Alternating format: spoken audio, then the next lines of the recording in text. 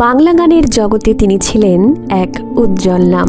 উত্তম কুমারের ঠোঁটে প্রথম প্লেব্যাক গান গাওয়ার সৌভাগ্য হয়েছিল তাঁরই। মর্যাদা ছবিতে তার কণ্ঠ আজও ইতিহাসের অংশ।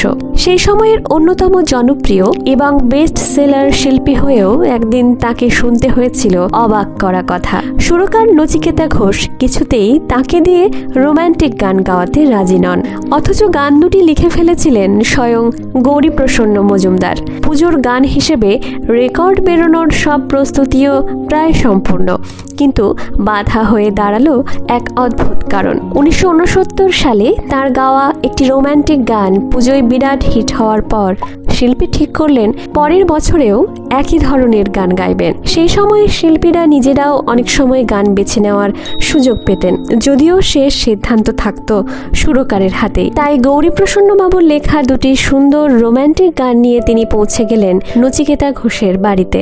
অনুরোধ করলেন এই গান দুটিতে সুর দিতে হবে। গানের কথা শুনে নচিকেতা ঘোষ হেসে বললেন, অসম্ভব, এই গান তোমাকে দিয়ে হবে না।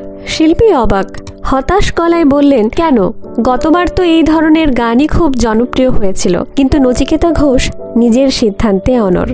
না, এবছর এই গান তোমাকে দিয়ে হবে না। অনেক অনুরোধের পর অবশেষে কারণ জানালেন তিনি, আর সেই কারণ শুনে শিল্পী একেবারে হতবাক। নচিকেতা ঘোষ মজা করে বললেন, এ তো একেবারে প্রেমের গান, তোমার মাথা ভর্তি টাক নিয়ে এই রোম্যান্টিক গান মানাবে না। টাক না থাকলে অবশ্য ভাবা যেত। মজার কথা যে সত্যি নয় সেটা তখনও বুঝতে পারেননি শিল্পী। মন খারাপ করে সেখান থেকে বেরিয়ে গেলেন।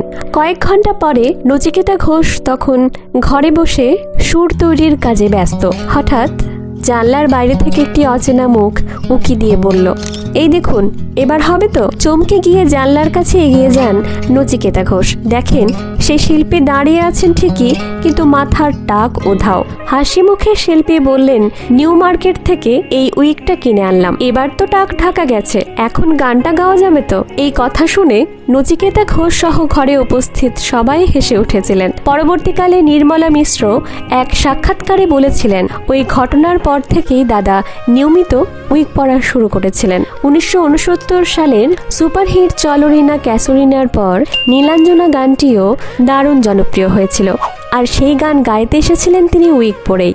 সবসময় হাসি খুশি এই মানুষটিকে ভীষণ স্নেহ করতেন কবি শৈলেন রায়। তিনি একদিন বলেছিলেন, তোর নামটাই এমন সুন্দর, তুই কোনোদিন বুড়ো হবি না। বয়স বাড়লেও সবাই তোকে তরুণ দাদু বলেই ডাকবে। তুই চিরকাল মানুষের মনে তরুণ হয়েই থেকে যাবি। আর সত্যিই তাই, বাংলা গানের আকাশে তরুণ বন্দ্যোপাধ্যায় আজও চিরতরুণ।